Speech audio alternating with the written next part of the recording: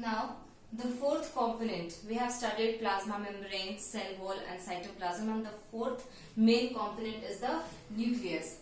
Now, nucleus is considered as the control center of the cell, or we can also consider as the heart of the cell. Why? Because it helps in the movement and reproduction. Okay, movement of molecules in and out of the cell, and also reproduction. Reproduction means the nucleus consists of genetic material called DNA, which helps in the process of reproduction, from where the characters are passed on from one generation to the other. So these are the two main functions which is performed by the nucleus. That is why it is considered as the control center of the cell. Now, nucleus is present in both plant as well as animal cell. Now, on the basis that whether nucleus is present or absent in the cell, it is of two types of cell: eukaryotic cell and prokaryotic cell.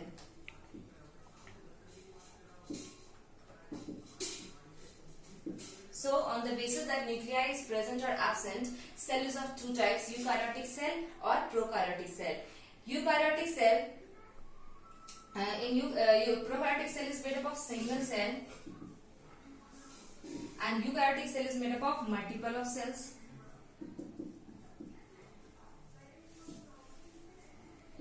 Then, second important thing is that eukaryotic possess a defined nucleus. Possess a defined nucleus with nuclear membrane.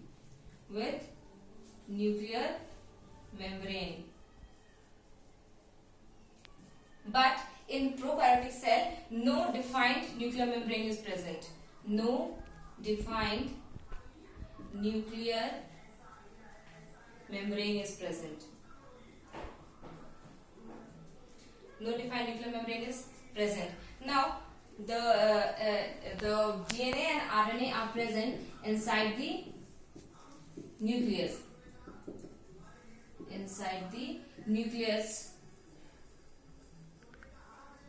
But here, the nucleus, the DNA material, the genetic material is scattered here and there.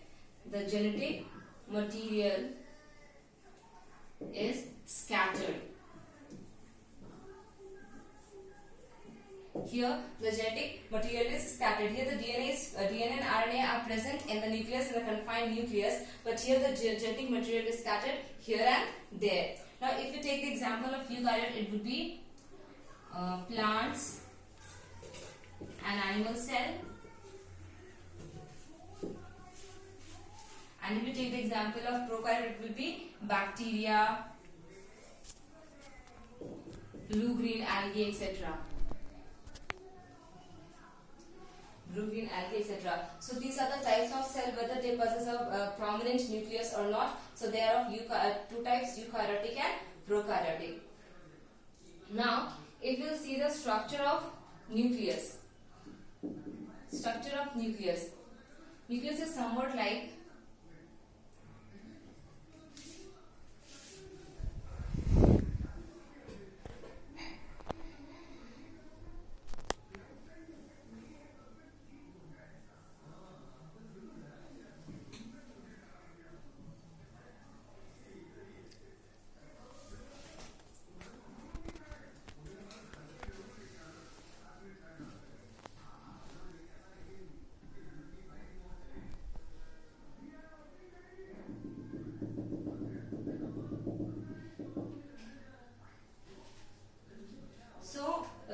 the structure of nucleus looks somewhat like this. So this is the nuclear membrane.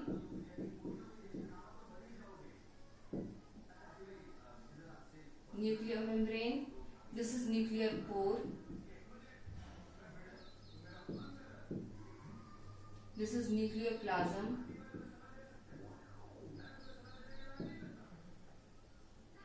This is nucleolus. And this is chromatin material.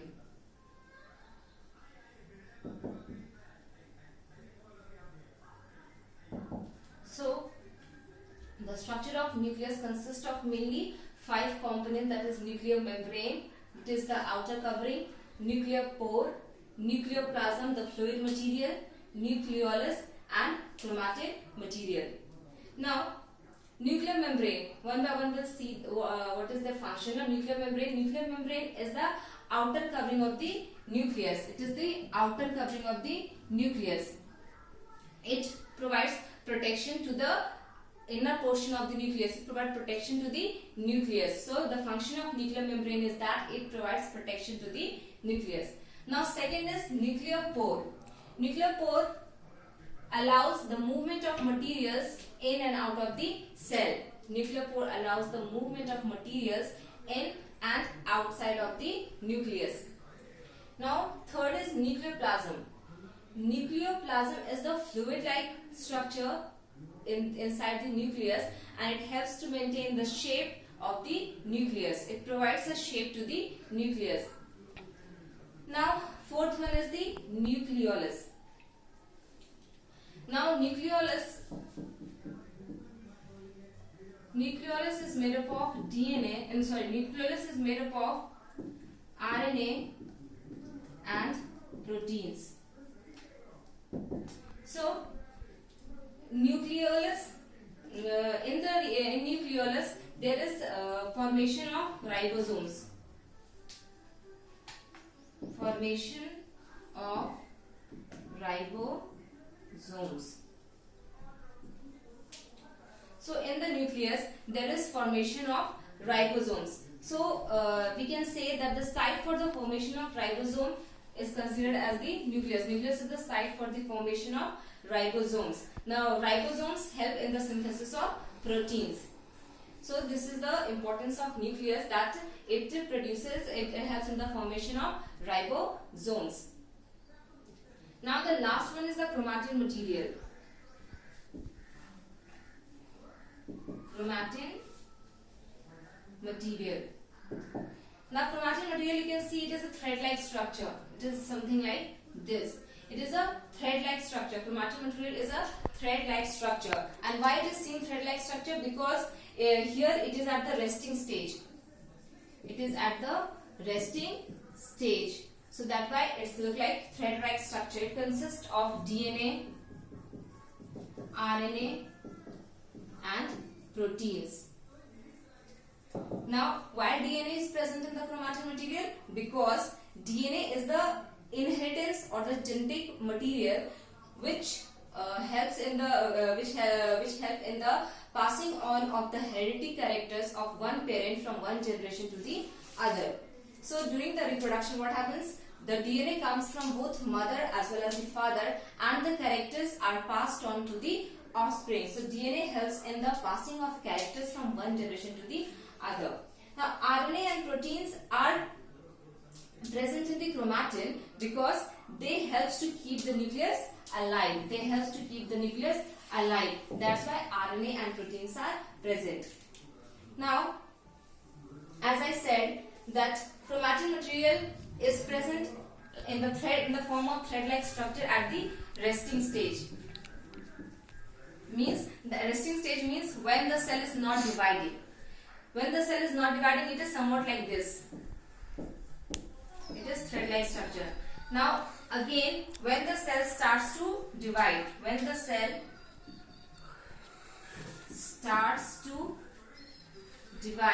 what will happen? It will come in pair like this. So these are the chromosomes. Now, if we take a single chromosome, it consists of DNA. This is a chromosome.